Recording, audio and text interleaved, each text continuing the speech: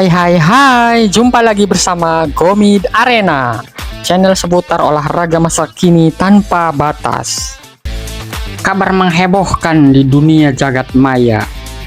Nama Louis van Gaal muncul sebagai calon pelatih timnas Indonesia menggantikan Patrick Kluivert. Hal itu dilansir dari media luar negeri bernama 433. Menyatakan bahwa Louis van Gaal akan menggelar konferensi pers dan mengumumkan berita besar pada hari Senin 20 Oktober 2025. Hal itu disambut dengan gembira oleh netizen Indonesia dengan kemungkinan van Gaal melatih timnas Indonesia. Memang jauh sebelumnya nama Louis van Gaal sempat dirumorkan jadi kandidat dirtek timnas, namun dibantah karena penyakitnya saat itu. Apakah pengumuman Senin nanti berhubungan dengan timnas Indonesia?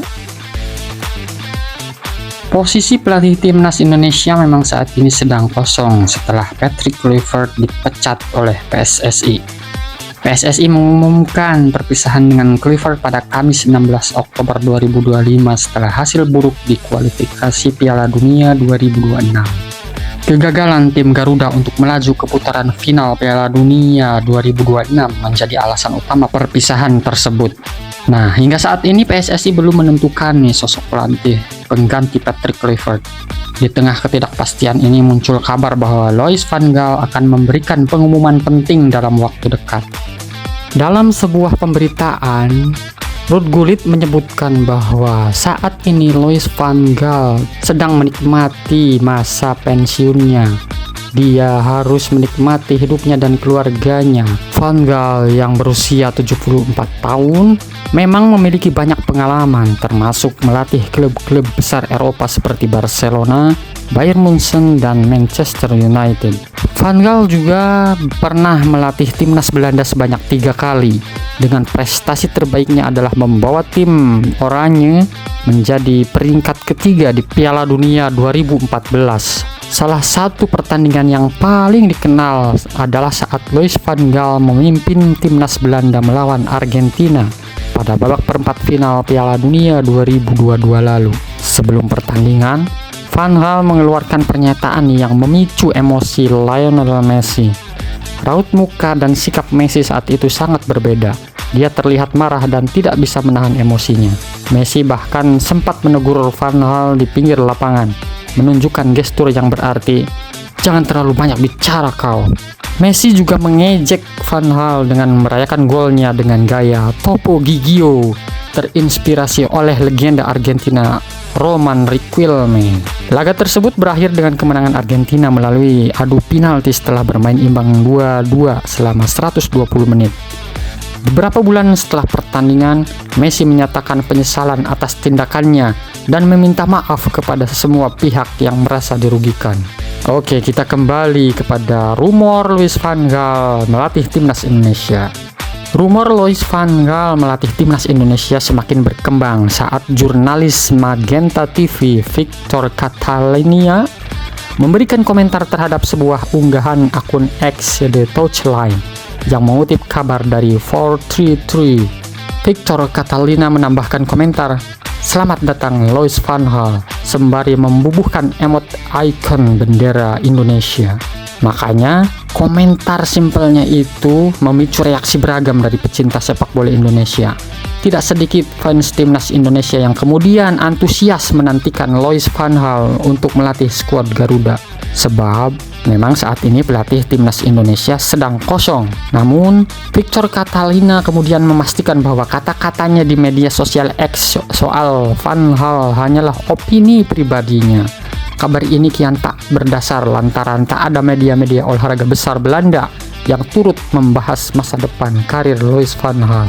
Kalau menurut saya pribadi, jika Louis van Gaal melatih timnas Indonesia, menurut saya sih mending gak usah Van Gaal kali ya. Alasannya yang pertama adalah usia, juga kesehatan yang semakin memburuk. Seperti diketahui, Van Gaal menderita kanker prostat stadium 2. Dan kata temannya, Ruud Gullit, bilang bahwa Van Gaal masih struggle dengan stamina. Makanya jika dia melatih akan menjadi beban pikirannya. Lalu alasan kedua, Van Gaal itu belum teruji di Asia Tenggara. Pengalamannya elit Eropa, tapi zona Asia punya dinamika berbeda, seperti cuaca, rivalitas, dan juga konfederasi yang begitu ketat.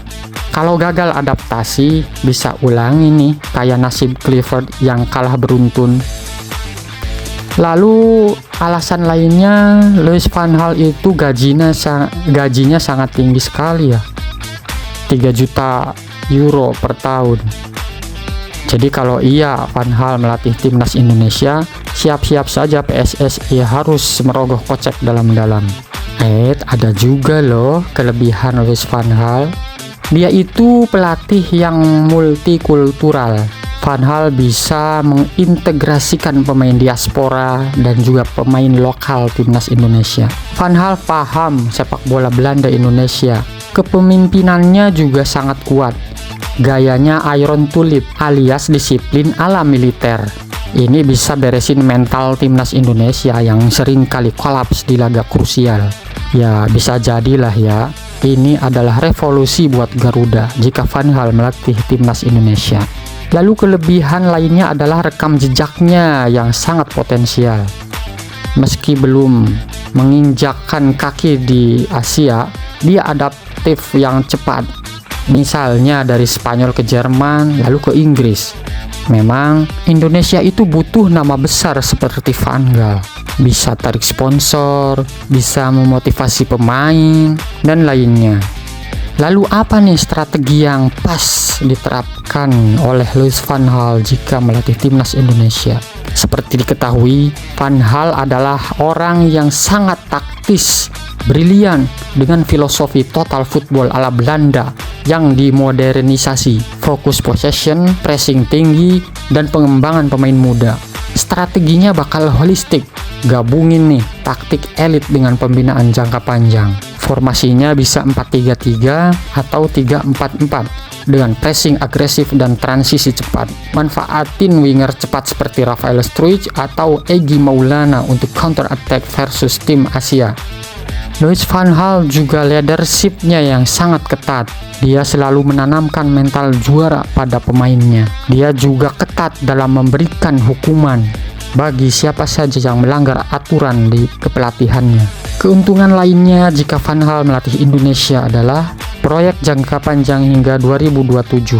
Dia akan berkolaborasi atau mengkolaborasikan PSSI dengan KNVB untuk akademi, membangun pusat latihan ala Ajax di Indonesia, scouting di Belanda untuk talenta baru. Strategi ini mirip yang dia terapkan di Barcelona, membangun fondasi untuk era Pep Guardiola atau Belanda dari underdog ke semifinalis. Tapi sukses itu tergantung adaptasi.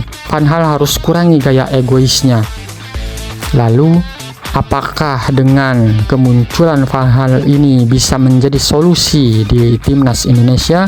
Atau ini akan memunculkan masalah baru dalam kepelatihan di timnas Indonesia? Tulis komentar dan pendapatmu di kolom komentar. Hai hai hai.